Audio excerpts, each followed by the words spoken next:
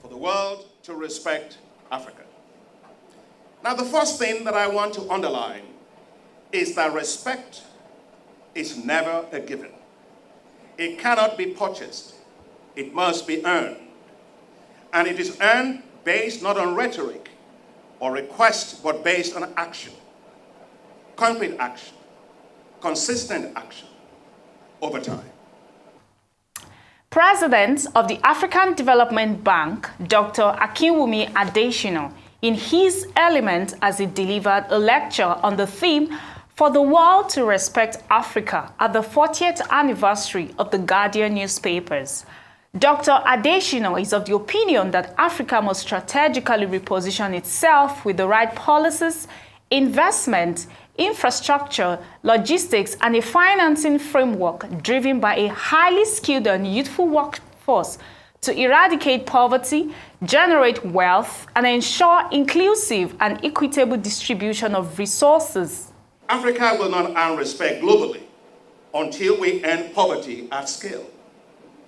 Now, for too long, and way too long, we have allowed poverty to linger pervasively in the midst of plenty. Our nations are resource-rich, and yet the majority of our citizens remain poor, in most cases, dirt poor. We often tend to accept poverty as normal. Let me be unequivocally very clear. Poverty is not normal.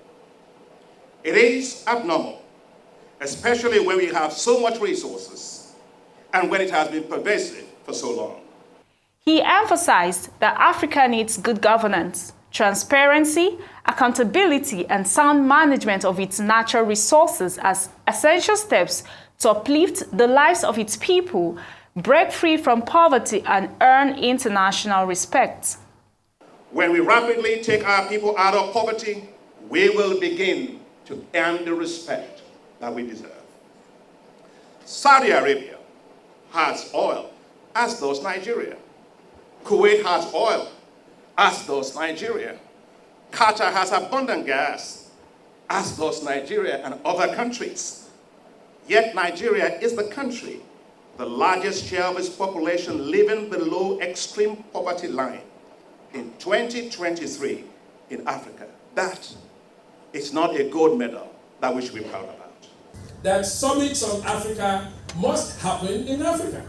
And the NIA has provided a platform for this reversal that will change the global narrative and global understanding of issues that are very dear to our hearts, including federalism. In her address, the publisher of The Guardian, Lady Maiden Alex Ibru, highlighted the foundational principles that have guided The Guardian throughout its 40-year existence. She reaffirmed the brand's commitment to the principle of intellectual excellence, dedication to upholding the interests of justice, equity, and the rule of law that has become integral to its identity. The Guardian has been managed to remain strong and reliable. Within the first 10 years, 1983 to 1993, we already achieved that, as two of our associates who were there at the time noted recently in a great book titled The Making of the Nigerian Flagship, a story of The Guardian, published in April this year. The book by Mr. Aaron Okodie and Mr. Oluseun Ogunsheitan tells the story of how the brand was made within the first decade of its existence.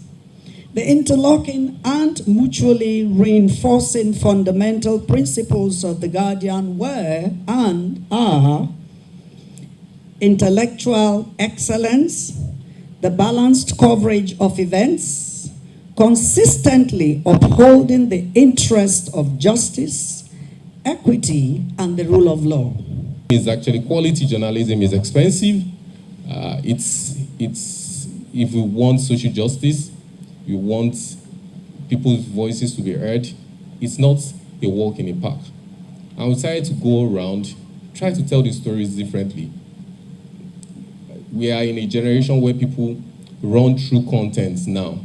there's a lot of things fighting for the attention of people. And news is not an essential commodity. Like my end, you say, it's not food. People can do away without news, but cannot do away with food. So we decide what will you do differently? Tell the story differently. Let people get interested in what is happening around them, and try to ensure there is a change in our environment. The Guardian, a leading Nigerian newspaper known for its slogan, "Conscience Nurtured by Truth," is marking its 4 decades of journalistic excellence. This milestone, analysts say, symbolizes the enduring influence of the press in shaping societies and promoting an informed citizenry. Mosumola Ogiolu, Arise News, Lagos.